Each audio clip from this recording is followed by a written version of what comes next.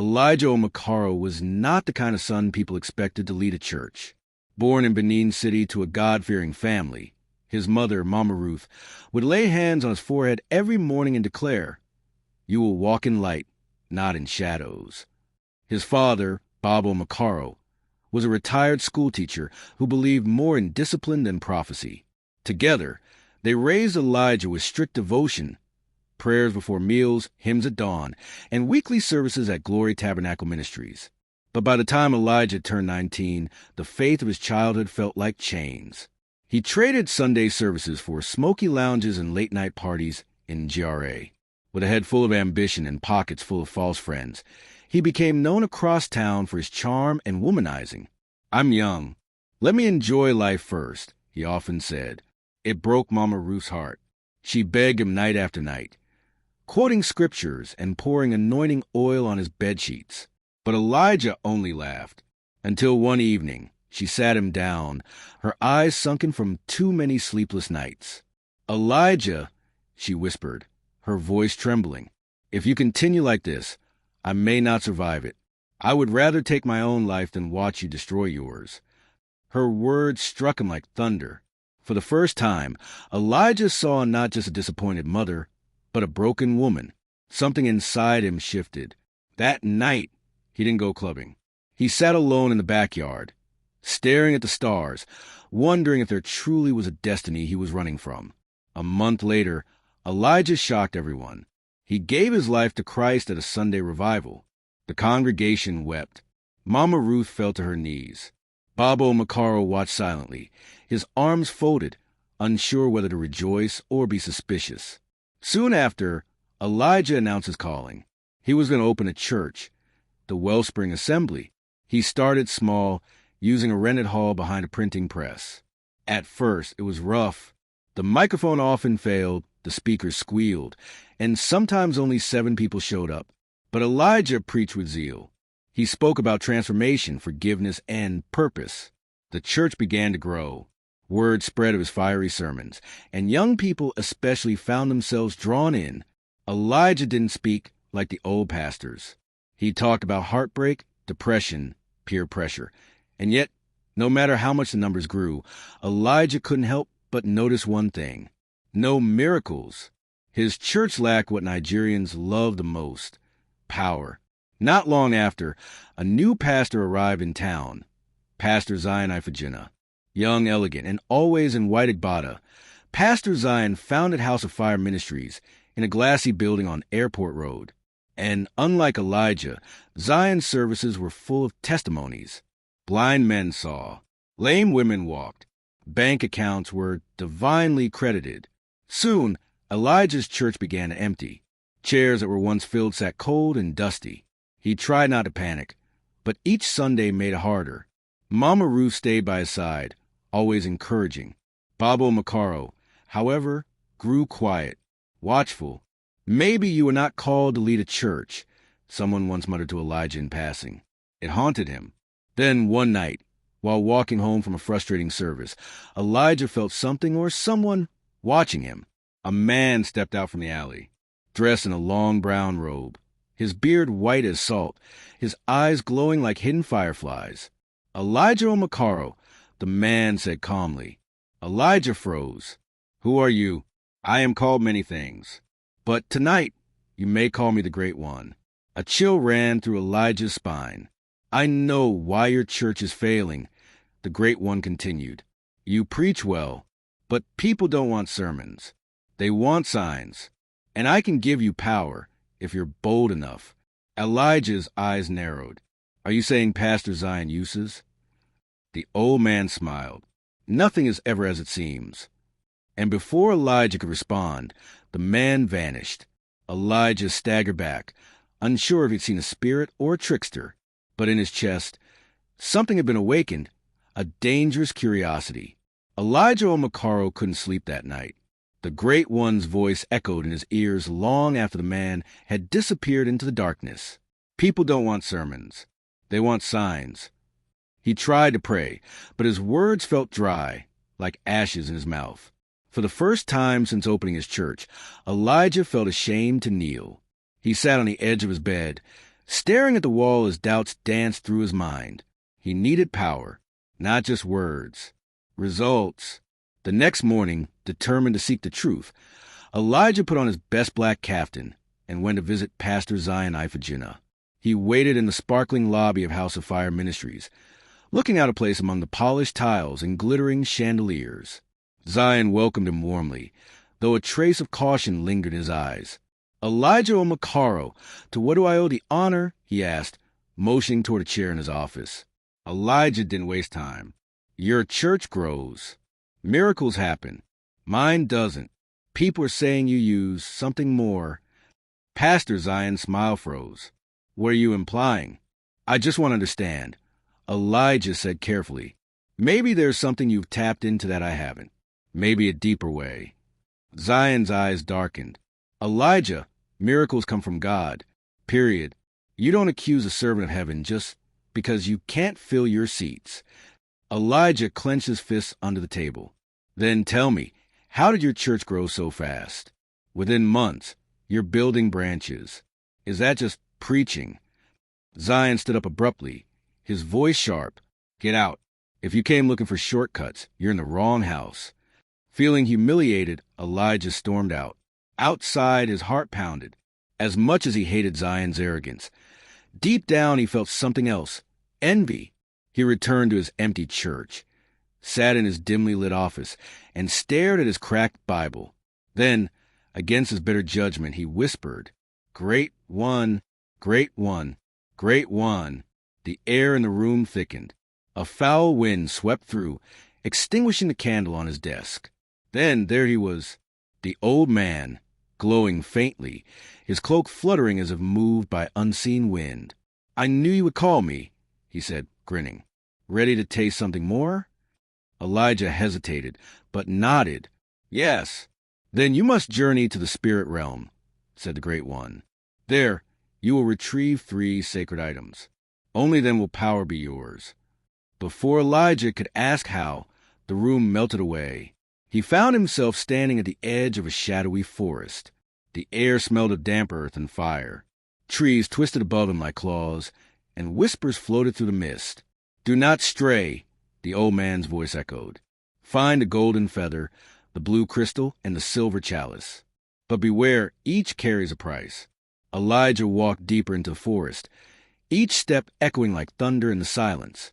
Suddenly, a large beast, black as night, leapt out, its eyes glowing red. It charged. Terrified, Elijah remembered something the old man said, "Power belongs to the brave." He stood his ground, shouted, "In the name of the Most High, leave me!" And to his shock, the beast recoiled. At that moment, a golden feather floated down before him. He grabbed it, and warm light burst from his hand. The creature screamed and vanished into the trees. Heart racing, Elijah pressed on. In a cave, he found the blue crystal, but it was guarded by a fog that whispered all his worst thoughts. "You're a failure. No one believes in you. Even your parents doubt you." He closed his eyes. "I'm doing this for God and for them," he muttered. The mist parted. He seized the crystal. Finally, on a jagged mountain, he crawled toward a glowing silver chalice. Wind lashed against him. Rocks sliced his palms, but he refused to stop. With a final scream, he grasped the chalice. Then silence. The old man reappeared at the peak. "Well done," he said. "You now carry the keys. But remember, true power demands a final sacrifice." Elijah blinked. "What sacrifice?" The Great One smiled. "You'll know when the time comes."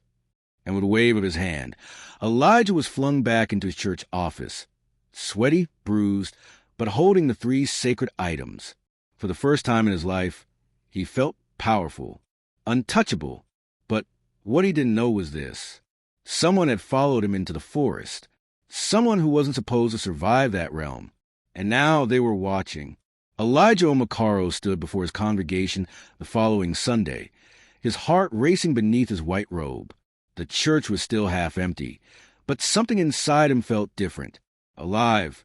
His hands tingled. His voice felt heavier.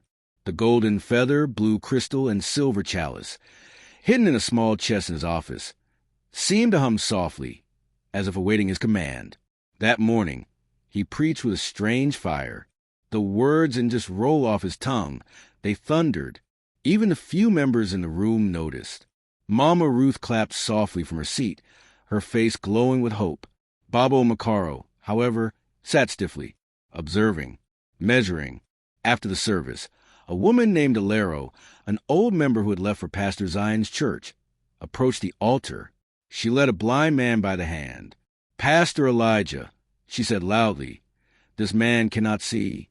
If your God is real, let him prove it." A murmur rose among the people. This was it, the moment of reckoning. Elijah's mouth went dry. He hadn't tested the so-called power. He didn't know what would happen. But the pressure, the hunger in the eyes of the crowd, was undeniable. He placed his hands over the man's eyes and whispered a shaky prayer. "Father, show them you are still here." Then, in a louder voice, "I command you, receive your sight." Silence. For a heartbeat, nothing happened. Then the man blinked. Again and again. I can see," he cried, stumbling back in shock. "I can see everything." The church erupted. Some screamed. Some wept. Alero dropped to her knees in disbelief. Phones came out. People filmed. Elijah raised his hands, basking in applause. That night, dozens of calls poured in. More people visited. Testimonies spread. A woman with fibroids claimed she passed them after service. A boy with seizures suddenly stopped convulsing. The floodgates had opened. By the end of the week, Wellspring Assembly had tripled in size. Chairs were added. Ushers were recruited. Donations surged. People began calling him Prophet Elijah, and he did not correct them. But deep in his heart, Elijah remembered the Great One's final words. True power demands a final sacrifice. And that sacrifice had not yet been made. One evening, as the sun dipped behind the rusted rooftops, Elijah stood outside with Mama Ruth. She beamed with pride. "I always knew God would use you," she said, holding his hand. "You were born for this." He smiled weakly. She touched his face. "Just promise me, no matter how big you become, you'll never forget who you are." "I promise," Elijah whispered. But inside he felt sick. That night he couldn't sleep. A wind howled against his window. And just before midnight, the shadows in his room thickened, and the Great One emerged, eyes glowing red. "You've tasted the glory," he said softly. "Now complete the offering." Elijah sat up. "What do you want?" "You know," the Great One whispered. "You feel it. Your mother." Elijah's heart dropped. "No, never. I won't." "You already agreed." The entity said, growing darker. "The moment you took my gift, you sealed the covenant. Refuse, and you will lose your mind. Your name will rot. Your church will crumble."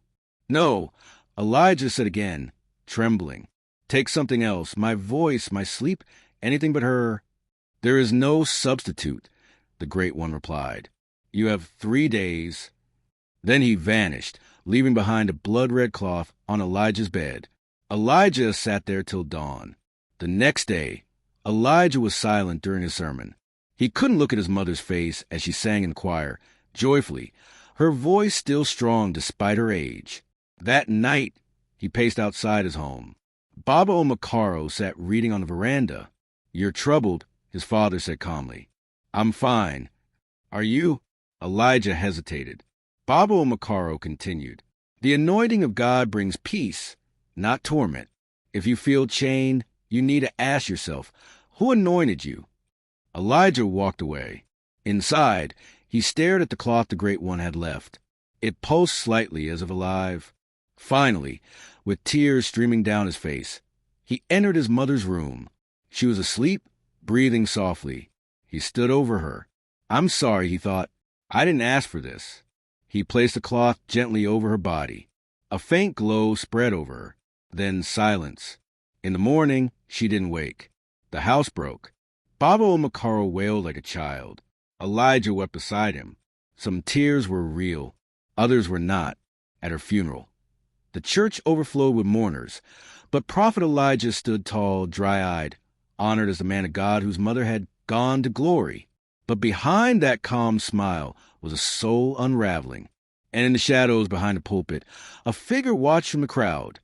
The same person who had followed Elijah through the spirit realm. They had survived, and they knew what he had done. It had been 3 weeks since Mama Ruth's funeral, but Prophet Elijah Omokaro stood taller than ever. His church was overflowing, inside and out. Seats were no longer enough. People stood shoulder to shoulder, peeking through windows and even crowding the street just to catch a glimpse of the man who healed the blind and rebuked affliction with a whisper. Miracles multiplied. A mute child spoke. A barren woman conceived. A crippled danced during service. People called it revival. Elijah called it God's favor. But late at night, when the lights dimmed and silence returned, he felt her absence like a ghost pressing on his chest. Mama Ruth, gone. Every now and then, Baba Omokaro would enter the church but never stayed long. He sat in the back, watched quietly, and left before the closing prayer. Elijah noticed. One day, after service, Baba Omokaro waited for his son in the office. When Elijah entered, his father was already seated, staring at the portrait of Mama Ruth on the wall. "Elijah," he said softly, "I want to ask you something. Please don't lie." Elijah nodded slowly. "Did your mother's death have anything to do with your eyes?" The question was gentle, but it sliced like a blade. Elijah's throat dried. "What are you saying, Baba?" "I have eyes, I have spirit, and I have silence, but I am not blind." "I loved her," Elijah protested. "I still do." Baba Omokaro leaned forward, voice like thunder wrapped in calm. "If you did anything to that woman, the same heaven you claim to serve will judge you." Elijah stormed out without answering, but the seed had been planted. Meanwhile, deep in a crowd of worshippers, sat a woman who never raised her hands during praise. Her name was Iamide, and no one remembered her joining the church. She always wore a scarflow on her brow, her eyes sharp like daggers behind it. Every Sunday she sat in silence, watching Elijah, never flinching, even when people screamed or collapsed under prophetic anointing. She wasn't here to be healed. She was here to expose him, because she had followed Elijah into the spirit realm. Iamide had once been a member of House of Fire Ministries under Pastor Zion, quiet, devoted, and barely noticed. But during one prayer retreat, she had a strange vision, an open door leading into a black forest, and a voice saying, "One who leaves with a stolen torch must burn alone." When she awoke, something inside her had changed. She could see things others couldn't. Dark clouds around certain preachers, fire behind false tongues. And when she looked at Prophet Elijah, all she saw was blood. So she came to his church, week after week, waiting. One evening, after a particularly dramatic miracle, where a man claimed to rise from the dead after Elijah prayed, Iamide waited behind. She entered the church office boldly, shutting the door. Elijah looked up, surprised. "Yes, you shouldn't be here." "I know what you did," she said coldly. He froze. "Excuse me." Iamide stepped forward. The forest, the feather, the mist, the chalice. Elijah's heart slammed against his chest. "You went seeking power," she continued, "and you killed your own mother to get it." "Who are you?" he whispered, trembling. "I walked that realm too," Iamide said, "but I refused the sacrifice." Elijah staggered back. "You followed me? I watched you kneel before darkness and offer your own blood." "Leave," he growled. "Now." But Iamide only smiled. "You think the Great One will return for more?" Elijah's face turned pale. "He will come again," she said, stepping closer. "And this time, he'll ask for something you're not ready to lose." "What do you want?" Elijah asked, his voice shaking. "Nothing," she said. "Yet." She turned to leave, but paused at the door. "Oh, and Prophet," she said softly, "when next you perform your little miracles, check your hands. They're starting to rot." She walked out, her footsteps calm, leaving Elijah shaking. He looked down. His fingers, smooth hours earlier, were dry, cracked. Faint black veins curled around his wrist. That night he didn't sleep, because he knew the Great One had returned. The morning sun rose with a strange stillness, as if the heavens themselves were holding their breath. Prophet Elijah Omokaro stood at the altar of Wellspring Assembly, cloaked in white, yet his hands trembled beneath his flowing sleeves. Iamide's words haunted him. "Check your hands, they're starting to rot." And she was right. That morning, when Elijah looked in the mirror, he saw black veins crawling up his forearms like a slow curse. His eyes, once vibrant, now carried a dull sheen. Even his voice sounded foreign, deep, hollow, strained. Still, the people gathered. The miracles hadn't stopped, but they had become harder to command. The more Elijah prayed, the more drained he felt. And sometimes in the middle of prayer, he heard whispers behind the crowd, soft, eerie laughter from nowhere. Later that evening, as he prepared for a special midweek anointing service, the air in his office turned cold. Candles flickered. The window slammed shut. And then, from the corner of the room, he appeared, the Great One. He no longer smiled. His robe was darker, his eyes no longer glowing, but burning. "You didn't think I'd be satisfied with one sacrifice, did you?" the old spirit rasped. "I've paid enough," Elijah said, standing slowly. "You promised power." "And you got it," the Great One replied. "But power has hunger. And you, prophet, are overdue." Elijah's knees buckled. The old man stepped closer. "Your father's faith saved him once. But this time, not even heaven will hear him scream." "No," Elijah whispered. "Please, not Baba. He's all I have left." "Then offer something greater." "There is nothing greater." "Oh, there is," the Great One hissed. "Your legacy, your future, your seed." Elijah blinked in confusion, then froze. Mirabelle, his wife.